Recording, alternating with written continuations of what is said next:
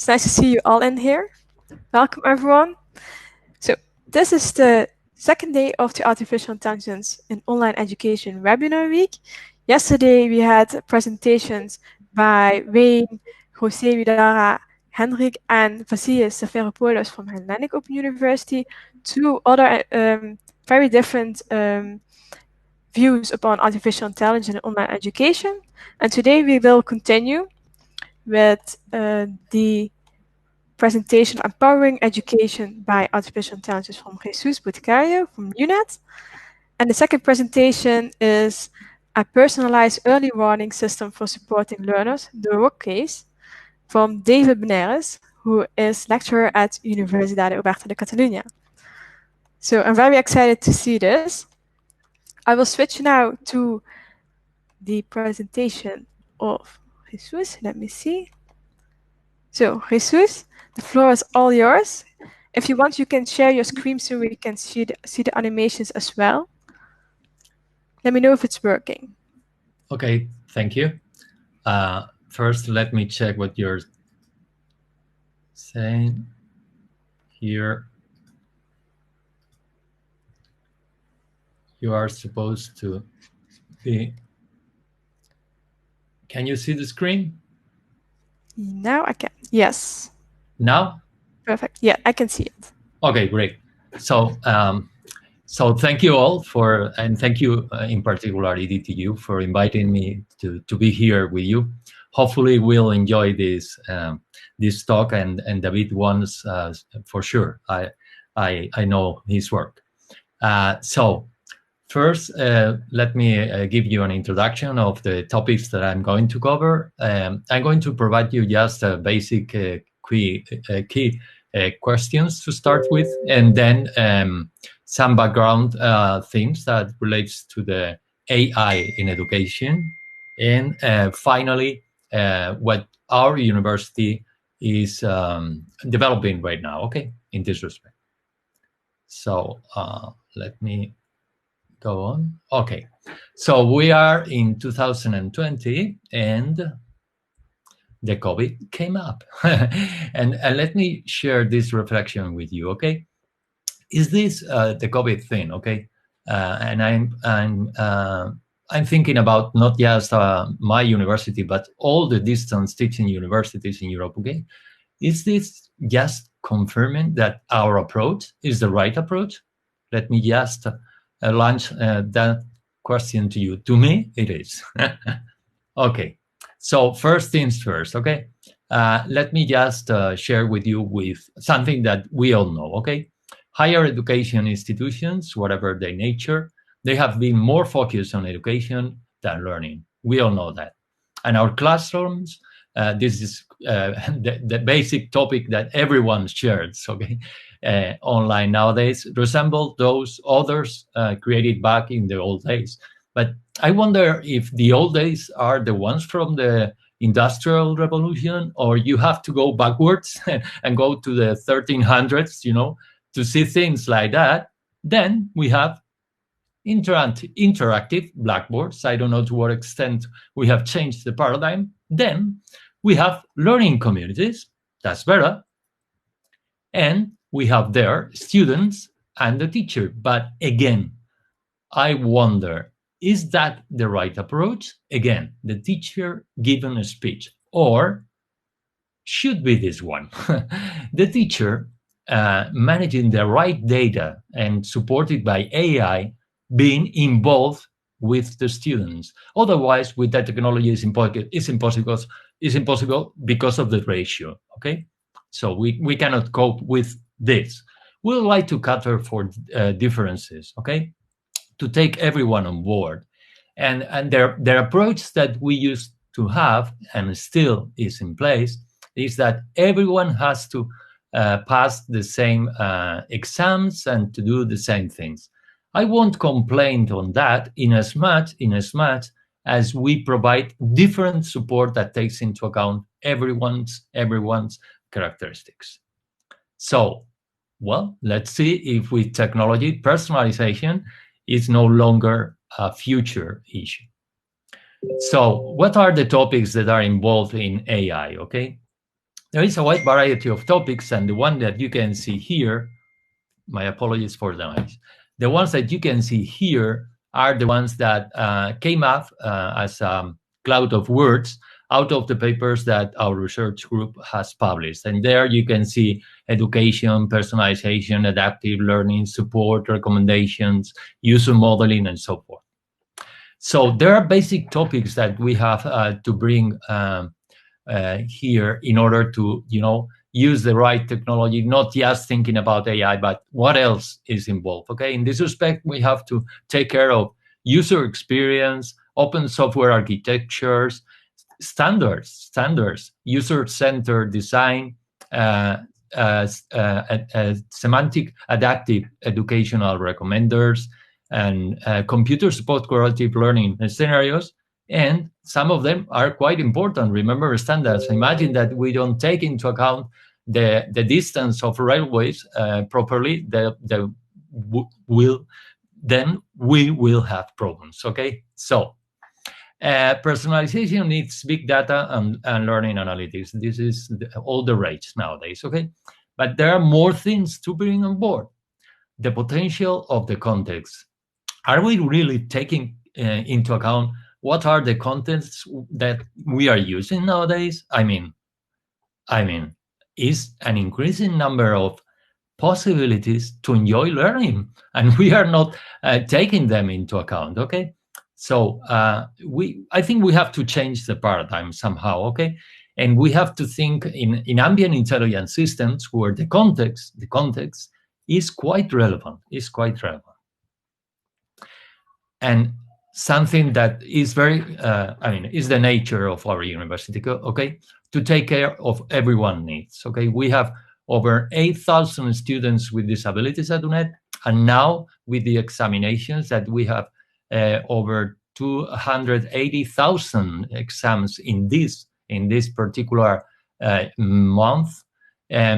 We have to take care of the particularities. We have to take care of everyone's needs.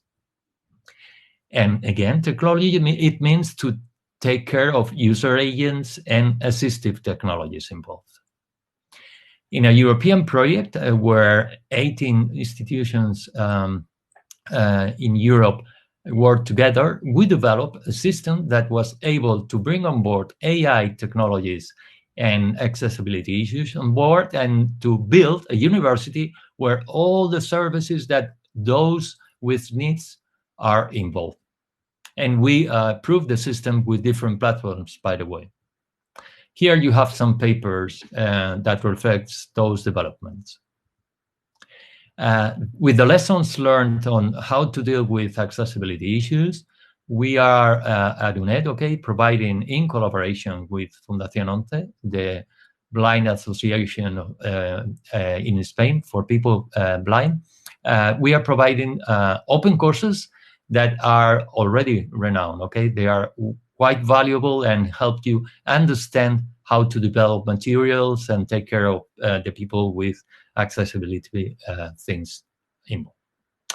And there is another thing that I think is still pending, okay? Going back to the first slide when you have the learning community thing, okay? The problem is that I think we are still waiting for taking full advantage of computer support cooperative learning environments. I think that open platforms just based on forums is not enough. We have developed several structure scenarios where different phases, where the students are involved with different roles. And we are applying AI technologies, machine learning, basically, with other ones like social network analysis and open learning models in order to discover, okay, how to organize groups, how to take care of those who are isolated. And there are many possibilities in just dealing with the structure of the communication channels, not taking into account the subject, which is another thing that is quite valuable, okay? And another pending issue, okay? How we build courses nowadays, okay? We have been working for 20 years in my research group on how to develop adaptive learning courses in anyone in any platform. Okay, so the first part is the design phase. This is critical. Okay, we have to take into account the needs of everyone in this respect. As I said before, you have the admin. In the admin, you have to take care of the standards I mentioned before. Okay, and you have to be able to transfer your materials from one standard to the other because you're using different platforms. This is not really important. Okay, platforms is nothing but a staple nowadays. Okay, you have to provide as university your own services, that you have to combine all the different services from different platforms. Nowadays, the technology allow this in everyone's side. And then you have the interaction, and here is where the AI and data mining and learning analytics and all that stuff is in place. Okay, but there is something very important with the lessons learned in an auditory phase in every one course. We have to get feedback in two critical things. Okay, one is the let's say the use of the technology itself, but there is another very important part for the teacher and the student, which goes on the modeling part, meaning pedagogy and learning stuff involved. In order to deal with this complex scenario, we developed some time ago, okay, a different approach to help the teacher how to organize adaptive systems using planners. Okay, and here you have more papers on all these topics. So the first thing that we have to bear in mind, though nowadays I know that dashboards are all the rage, I don't like them that much. Okay, our approach in our research group has always been more on the recommendation side. Okay, the AI is nothing but an approximation tool. Okay, we make guesses out of data, and we have to take care of, very much so, okay, on what those outcomes are and to what extent there are causalities that support them, and provide them to the students, because many times the metacognitive part of the students, the one that receive a message and tell the student why the system is providing them such a message, is many times more important than the recommendation itself. So we work on that in several projects, text-based recommendations. Okay, yeah, and here we took into account as well the affective part, okay, of the students, and provide them encouraging and support messages. And well, several more papers if you want to have an idea of what we cover in those research. And then going back to the ambient intelligence systems, well, nowadays we are going too far in terms of technology, not that far in terms of educational and learning models. And in the former, we have to take care of the data that we are already collecting. Okay, we have been working ever since, well, yeah, we are working for 8 years already, I think, in taking into account features from the students that cover physiological signals and many other things that we can use in order to understand what is their affective state, and therefore to reinforce the feedback that we are providing to them. These are the devices that we are using in our research group, and there are more recent papers, of course, on this respect. And now let me just introduce, we don't have enough time, but our university is the most likely, okay, the first governmental university in Europe that decided a year ago to launch an AI and full digitalization plan for UNED, which covers the following topic. First of all, the one that I would like to reinforce is the ethical and social issues involved, then data gathering, data analysis, evidence-based intervention, and putting in place predictive models. So the first step is critical, and at UNED we launch a participatory process where all the university, okay, all the community, meaning students, tutor, administrative, and faculty, all of them were able to have a say, okay, to have a say. Why? This is very important, okay? We are going to use massively data from everyone, okay? And the legislation, the norms that we have are not covering all the things involved, okay? There are many papers that reflect that. And that's why there are many pending issues right now, okay? So here you have the figures of those who participate in our university, and with the outcomes of the report that we are right now about to publish. Then afterwards, we would like to have norms and regulations on it that take care very much of these particular issues. And just to conclude, just share with you, okay, the things that we've been doing thanks to EDTU, okay, and in collaboration, by the way, with David or Wayne Holmes. We are happy to work with them. And we have organized several workshops where experts were able to share ideas about AI in education in every respect, and as well, in particular, the ethical issues involved. And let me share with you some comments. I'm going to read out, okay? Do we know the skills teachers have to learn to support personalized learning? Europe will be left behind if we get hung up on the ethics of AIAD. Other places, corporations, will leave us in the shade. They ask for forgiveness, not permission. This is a very controversial issue, I understand. And about degrees. If AI can enhance the students' performance, which one is graduating? Will we still need degrees? Open questions. And just to conclude, I would like to share one of my favorite AI researchers ever, Minsky, in the Society of Mind book. He wrote the following: the art of a great painting is not in any one idea, but in the great network of relationships among its parts. So thank you all. I'm very happy to be here and share your comments and questions after this talk. So I hand over to Bob. Thank you.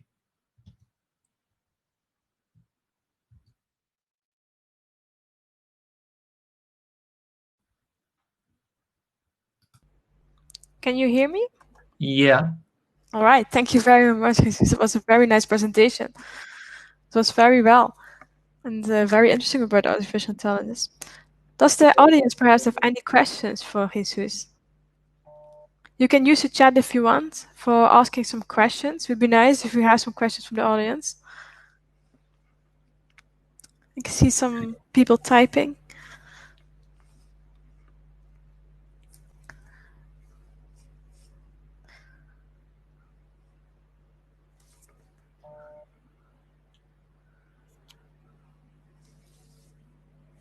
Okay, let's just wait. You can see them typing.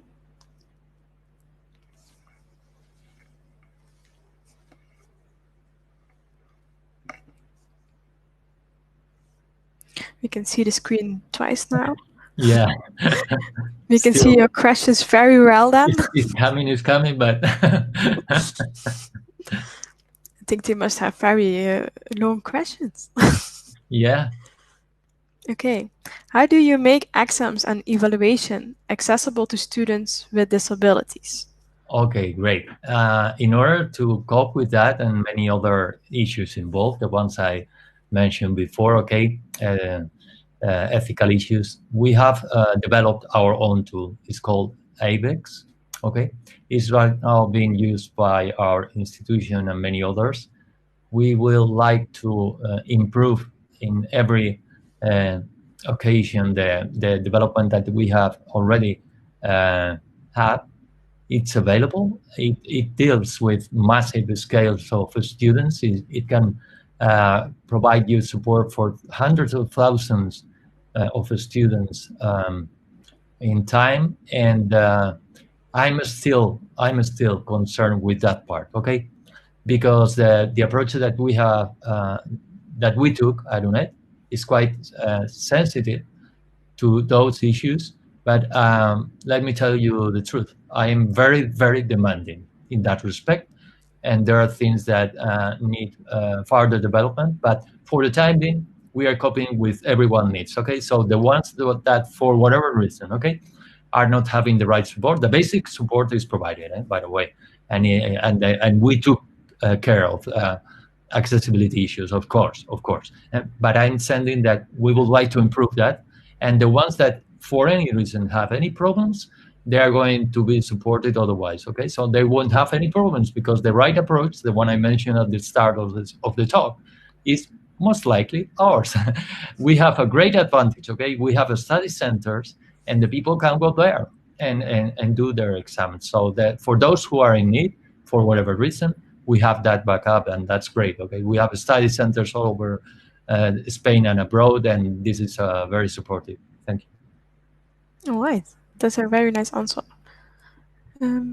I also see, will it be possible, and when, to have highly personalized artificial intelligence teachers in virtual reality who would also have much better social and emotional competences? Yeah. And will we need human teachers anymore in such reality? Well, I would put that into question. Okay, how many times we have said that about anything we are developing? Well, reflect on that. Apart from that, nothing that can be done won't be done. So for sure, for sure. Okay, there will be many trying to do so. For the time being, we have a tutoring system, intelligent tutoring system. That's not suffice at all yet. Okay, but the approach should be to take care of the student. Okay, and I wouldn't mind if an autonomous teacher is helping me in my staff. Okay, because I perfectly know that there is a gap. Okay, there is a gap. No one is better. Remember the first slide. No one is better than the master and the disciple. And this is well reported everywhere. And even in our own research nowadays, okay, working with affective issues, we are dealing right now with everyone's needs, because we are all different. We are all different. And the feeling that I have when I give a talk to someone, or when I'm seeing someone, or when I'm with someone face to face, is not comparable to anything online. Though I very much appreciate online. Okay, but with this I mean that there are things involved in learning that goes much farther than data that we can collect. By the way, that's a pending issue. How much data we are collecting? To tell you the truth, almost nothing in comparison to what we need in order to develop the right teachers that take into account the learner needs properly. Everyone needs. All right. And Vanda is asking, what are the greatest contributions of artificial intelligence for distance learning? Wow. Nice question. I think it's. I have not a short answer to that. Okay, I just showed you in humbly. Okay, the research that I'm involved in over 30 years. Okay, in this area, there are many others. I mean, there are a lot of things. The people who are nowadays, by the way, in learning analytics, the ones who started with machine learning, like myself in Carnegie Mellon with Tom Mitchell, a good friend of mine still. The thing is the following, okay? The words change, and the different paradigms have evolved so much that my view is that there are so many possibilities right now. We have so many possibilities right now at higher education institutions to use that technology that is no longer research, okay? It's something that others are already applying and will apply in the corporate sector. And there is no excuse, okay? We have to use them. Students demand them. They are used to have personalized solutions everywhere. It's no point to mention Amazon anymore, okay? Personalization is everywhere. What are we waiting for? Okay, that's my point. Very nice. Thank you very much. See some other people typing. There's still room for some questions if you want. Please shoot if you have any questions. I think the questions so far were very interesting. All right. I think that was it for the questions. I see Marta is raising her hand up. I'm Okay. not sure if you have a question, Marta. Please feel free to say something in the chat. How artificial intelligence handles creative arts courses when students have to create, store, and publish? Wow. It's not my area, to be honest. Okay. To do things hard with AI. No, it's not. But I have always thought that AI can provide us the right approach to be more creative. And this is related to art. Okay. To me, students and teachers have the great opportunity to be creative in their own learning. I'm learning through my students in every season. I'm learning through them very much, very much, and I enjoy learning. And when they do their stuff and they work on things and they get engaged even in topics that are out of the syllabus, I enjoy that much. And we have to be creative, and AI can help us in that respect. By the way, there are many people, Lope de Mantas and many others, that have worked hard on that part, okay, in the art field, but it's not mine. Thank you very much. All right. When you have more questions, please shoot so in the chat, and Jesus tries to answer them if you still have a question, of course, via the chat. You can find his presentation on our SlideShare account. I will send the link now, so you can see his presentation if you want again. And now I would like to thank you very much, Jesus, for your very interesting presentation. Thank you. We will share it with our audience when we can, and we will share it also afterwards with all contributors and attendees. I would like now to welcome David. David, are you there? Can you turn off your microphone and camera? And I will pop up your presentation. All right. David Bañeres, are you there?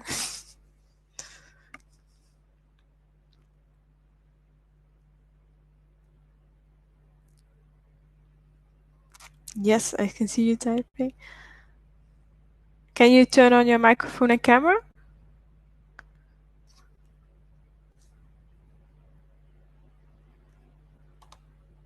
No. Let me see. You are a present. Oh, he's gone.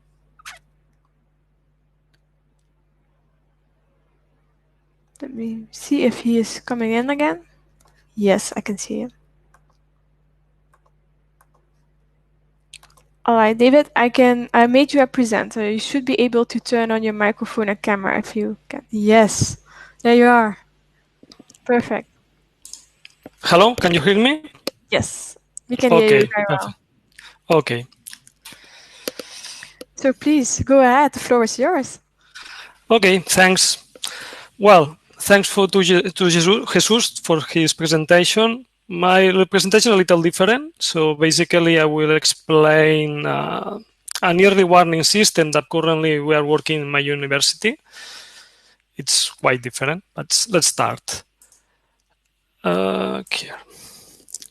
Okay, so we know that in all the universities we have, let's say, three main stakeholders. They are also researchers like us, but there are three main stakeholders.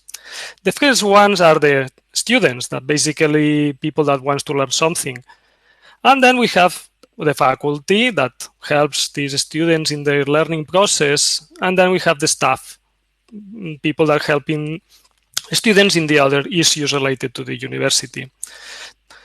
The faculty and the staff, they are doing many things, many tasks for the students. Okay, here we can see some of these tasks. There are many, many more. For example, the faculty provides support in the learning process. I explained it. They prepare activities. They assess these activities. They also generate the learning resources, okay, and among others. And the staff also provides other tasks like provide support, manage the learning programs, manage the learning environments, also solve questions, for example, related to the enrollment phase, okay, among others. If we check these tasks, we can see that some of these tasks are repetitive, okay? For example, answering always the same question every semester related to the same thing. And maybe these things can be semi-automated. And if we can do this, maybe we can go to provide a real 24/7 support to our students. And this means that maybe we can provide a better personalized support to our students. And here comes the project that we are working currently at UC.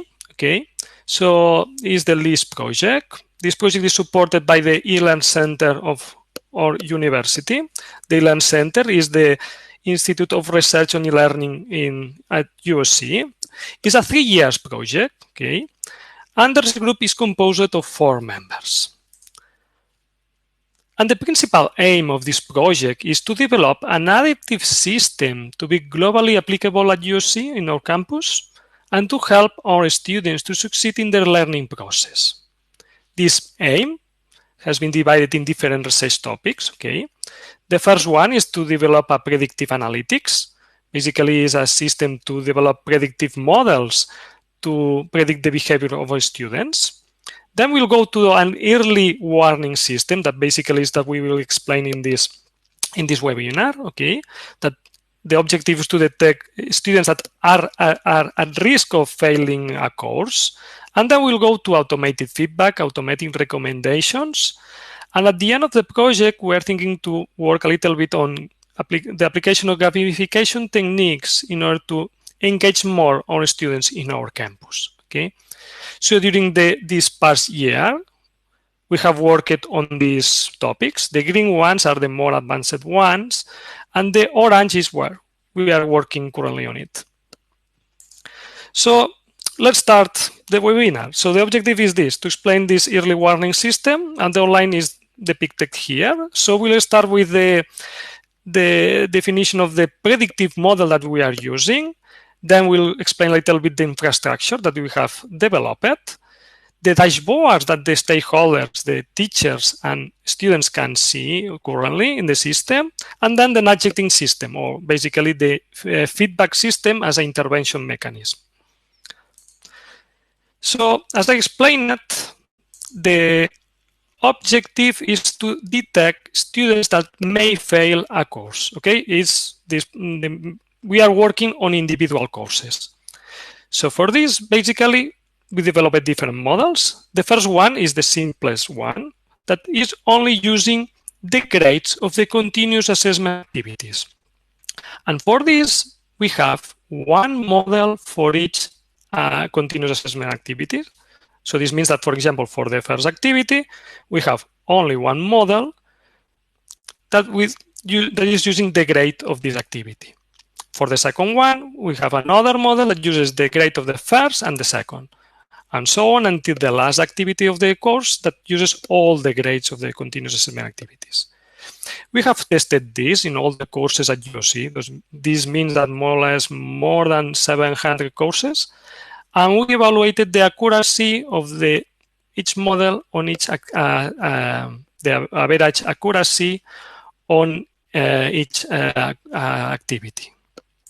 And here we can see the results, a summarization. So detecting students that are not at risk, it's easier. We can see that in all the semester, the accuracy is larger on average, larger than 90%. But detecting students that are at risk, it's quite difficult at the beginning of the semester. So here we can see that on average in the first activity, the accuracy is 56%. This increased quickly, so in the middle we have 87, and at the end of the semester we have 91%. But at the beginning it's quite difficult. What it means this. So basically that we'll have some, if we want to use this model for helping our students when they are at possible risk of failing, we have a problem, because basically most of the times we'll get the bad precision, prediction. Okay. In order to improve this, we created another model, but basically combining the information of the grades with the profile of the students. Currently, we are using if the student is new at UC, at the university, how many courses he has enrolled in the current semester, how many times has failed the current course, and the GPA. And combining this data with the grades, performing the same test as before with all the courses that you see, here we can see the results. So detecting students that are not at risk is more or less the same accuracy on average, but detecting students that are at risk, now at the first activity, we improve it until the 81%. So now using this model, we can help better on students basically because we'll provide the correct, most of the times, the correct prediction. So why is so important this computation of accuracy on a real setting? Well, basically it's because we are trying to give some information to the students. If we have a model with a high accuracy, when we provide some message, so intervention mechanism with this model, basically the student will get basically a correct prediction. So here there is no problem. The problem appears when we have a model with a low accuracy. What it means that basically the students most of the times will obtain an incorrect prediction. And basically the problem at the end will be that the student will not trust this system. Because if we are failing in the sense of giving predictions, the student will not trust this system. What we are doing in our system, basically put an accuracy threshold. In our case, is 75%. And accuracy threshold, we adapt the message that is given to the student. So basically, we cannot give to him if he will fail or not the course. We give this information to the student, okay? We cannot assure if you will fail or not. But recommendations are similar to the other cases, okay? If he is in low or high risk of failing. So let's go to the infrastructure. So we have developed an infrastructure in Docker to support all this system. We know that we can use any cloud infrastructure to support this kind of systems with a high number of data, but we decided to develop a custom development. So let's explain a little bit. So first, we have an institutional data mark. So at UC, we store all the data of our students in a data mark. The data is anonymized, okay? All the data of the students are stored in anonymized ID. We have historical data of the previous semesters, and then we have daily data. So basically, the data that is performed every day in the campus. Then we have a computational service, okay, that basically trains and performs the predictions using the second model that we have explained previously. The training is performed by using the historical data, and the models are stored in a disk storage to speed up later the predictions. And we're using the daily data to perform the predictions. And the predictions are stored in a MongoDB. In the front end, we have a web service, basically, is an informational service to provide information in dashboards to the teachers and students. But here, the information should be in the real IDs of the students. What we are doing in the middle of the system is we have this RESTful API that basically gets the data from the backend. I didn't explain, but all these predictions are continually stored with the anonymized IDs of the students. But basically, this anonymizer service gets the information of the backend, and using the anonymizer of the university, links the anonymized ID with the correct ID of the student. And this is provided to the stakeholders. Finally, we are also using Gmail. So our university uses the G Suite platform, and we are using this platform to provide the feedback and messages to the students. And let's go to the dashboards. How we provide the information to the teachers and students? Well, one option should be when a student gets a grade from an activity, we can provide him the prediction. Okay, but we think that this is not useful for the students, basically because he had already finished one activity and they start another. Okay, we provide them another kind of information. Basically, we provide to the students the minimum grade that they should get in the next continuous assessment activity in order to pass the course. And how we do this? Well, let's assume the second activity, as we can see in the slide. For this, we already graded the first activity. Okay, we get the prediction model of the second activity, and we simulate all the possible grades. From A, you see A is the maximum qualitative grade in the assessment activities, until D, the minimum one, and N means not submitted. And for this, we'll see that we will have different predictions, okay? And there is one grade when these predictions pass from fail to pass, okay? And this is plotted in a bar, as we can see here.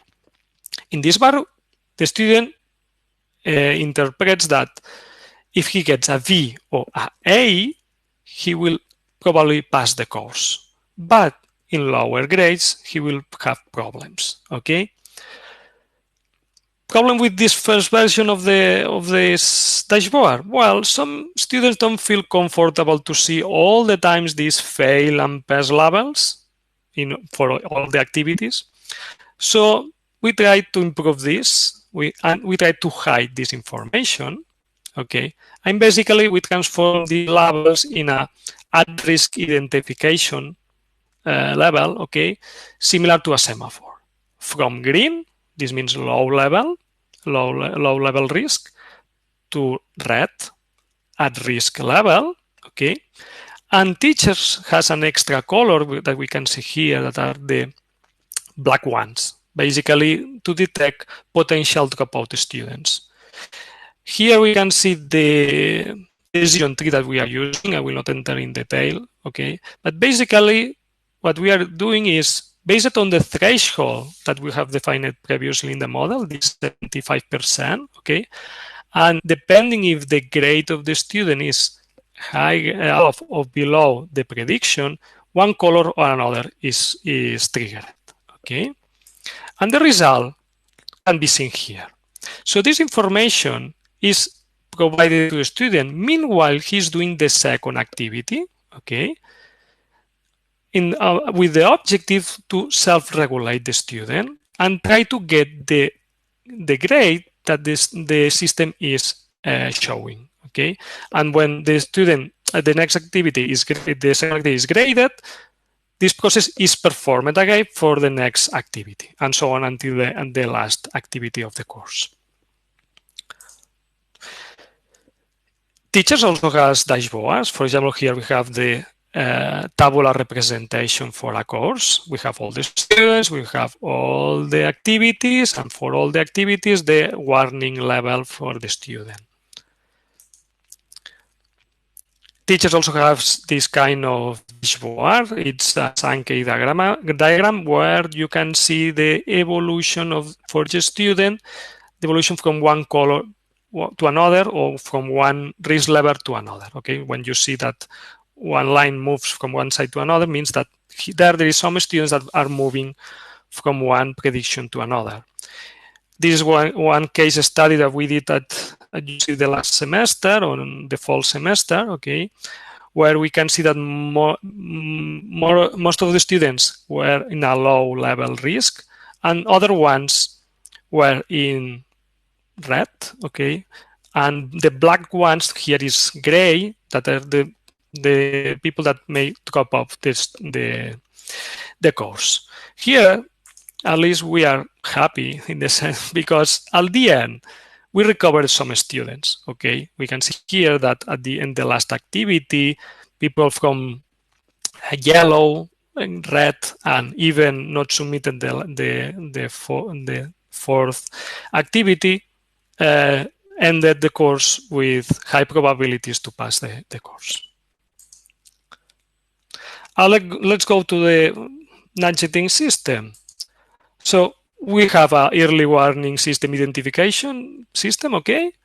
And now we have to use this system in order to try to provide information to the student in order to go out from these at-risk levels, okay? There are many ways to do an intervention mechanism. UC is an online university, and all intervention mechanisms related to face-to-face intervention is quite difficult for us, okay? So we decided to apply the cheapest mechanism, that is providing feedback to the students.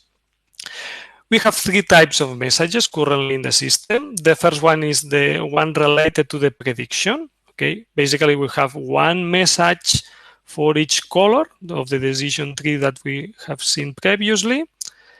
And this message is sent automatically to the student when the prediction is performed. It's important to note here that these messages are written manually by the teacher. So it's a hard work because it means one message for each color and for each activity of the course. It's a hard work, okay? But at least the teachers that worked in the different pilots during the two last semesters, they agree to use this methodology because they want to take full control of which information is sent to their students, okay? So they agree to write this and provide these different messages to the students. We'll see in the future how we can help them to leverage this work, but currently all this, the writing is manually. The second type of message is an informational message that is sent at the beginning of the activity, basically to inform the student information related to the skills that should be gated in the previous one, in the previous activity, and the skills that we will work in the current activity. And again, depending of the behavior of the student, one message or another can be provided. Here we are using the submission flag of the previous activity, not the grade. And the reason is because sometimes when the next activity starts, the previous one has not been already graded. Okay, so this is the reason because we are using the submission flag to differentiate the different messages. And the last reminder, the last message is the reminders. Teacher can write many reminders that she likes, okay? And again, depending on the behavior of the student, if he's working or not in the current activity, the message can be different.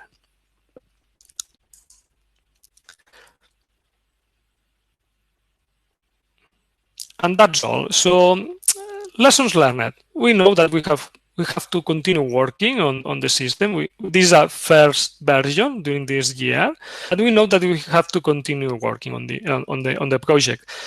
For example, the predictive models should be improved. So these models are working with courses with a large number of students, but on courses with a lower number, the accuracy is not good, okay, and then all the process fails a little bit. Related to the infrastructure, so this infrastructure solves currently our particular problem or particular setting at UC. We'll see in the future how we can generalize this and if it's possible to apply in other contexts. And the most important, we need to continue analyzing how if this early warning system and intervention mechanism, it's really impacting the students, okay?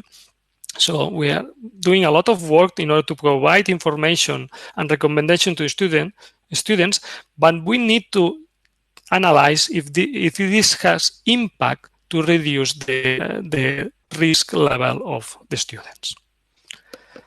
And that's all. So thanks for your attention. So now if you have any question, you can perform to me, or at the beginning of the presentation, you have my email and you can contact me anytime. Thanks. Thank you very much, David. It was a very nice presentation. It's very clear pictures. I think the audience agrees. Are there any questions for David you would like him to answer?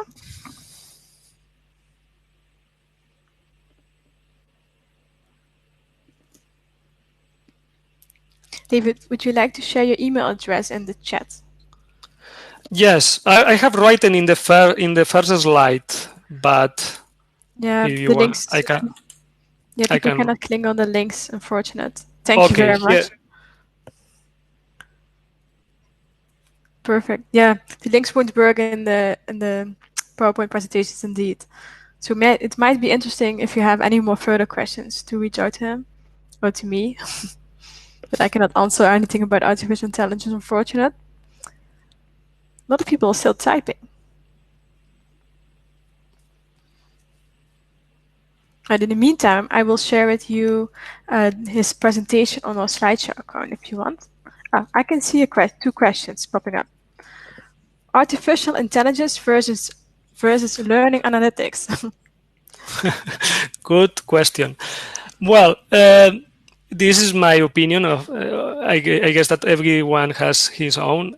For me, learning analytics is basically showing, for example, in dashboards or things, the things that happened, okay? So something has happened in the past, and you provide some information in order to see what happened, and then you can interpret. But for example, in my case, in the sense that using AI, in this case, I will use predictive analytics. So then you can use this learning analytics and try to provide some future that may happen in the future. Okay, so this was what we are trying to do here, or other people are also trying. So you get the data, and then you have trying to do is see what may happen in the future, and try, if there is something wrong, trying to avoid this. Thank you. And are there any findings about the impact on students' motivation by the prediction? Well, we have one paper from the last year in the learning technologies that where we have some results. My first intention was to put here, but I didn't have time. So there is some improvement in performance. Okay, it's quite limited, but there's some improvement in statistical improvement in performance. Some students, we helped some students to jump out. We identified some problems related to the, let's say, the life outside the university of the students. Okay, sometimes are related to how students are. Some students are working, they have some familiar commitments, at least on online universities, and sometimes they have many problems to combine all the lives, okay? Work, family, and study. And maybe there is some work to do, in the sense that we need to explain really to the students how they have to manage all their lives, okay? And finally, in the paper, we wrote that, or we found, okay, that the students that participated in the pilots, they feel, they agree a lot to use the system, and they agree a lot all the recommendations, in the sense that they are in an online university, okay? And I remember some messages one message of the students that they say that, oh, I am not a number in this university, so someone in the other side is care about my situation, my possible situation, okay, that I am at risk and maybe I will fail. So we have different messages of agreement that they agree to receive in the email, okay, recommendations and and some comments related to the real situation in the course, okay. So in summary. So they agree a lot to use the system. That's nice to hear. Okay, thank you. I see 3 more questions coming up. Eduardo asks, are there cases of students leaving the course before the end because of negative early warnings? Well, this is the thing that we have to analyze. So we are doing, let's say, we are doing predictive analytics. So we are saying to the students that what maybe will happen, or they think that this will really happen and they stop to study. So this is a good question for such systems. So we need to explain really to the students that it's a prediction, not a real thing that will happen in the future. And they have, in the sense that in the case that they have a risk identification, they have to try to jump out from this situation. So this is the thing that we have to really continue working on this project, to try to jump outside of this risk level, our students. Of course. Mm-hmm. And John is asking, what do you say to a student who is predicted to fail? How did the tutors praise his messages? We work at a lot in this kind of messages because, yes, you cannot say to the student, stop studying, you will fail.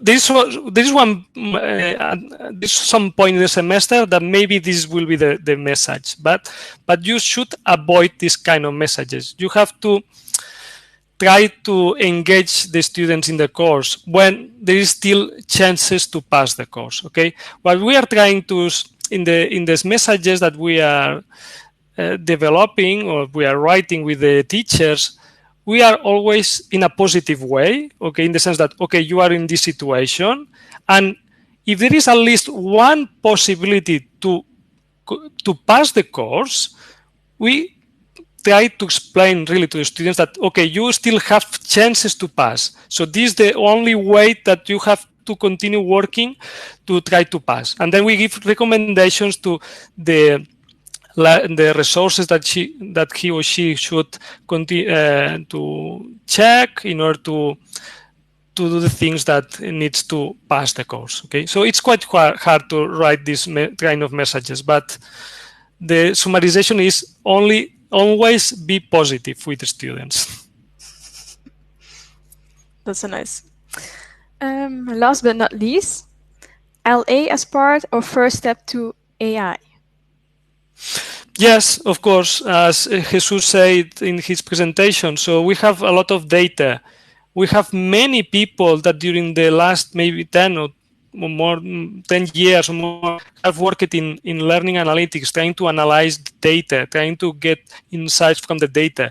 Now that we have all this knowledge about how to manage data, now we can come with the artificial intelligence, and we can use all this knowledge in order to go further and really using this data to provide information, more and extra information to different stakeholders. All right. Thank you. I think that was it for the questions so far. If you have any more questions, please feel free to send David, Jesus, or me a message. We will try to answer them. Thank you, Jesus and David, for being here and presenting your presentations regarding artificial intelligence. I find it very interesting. I think the audience did too as well. They have very nice questions. We will share the recordings with you afterwards every day on our YouTube channel.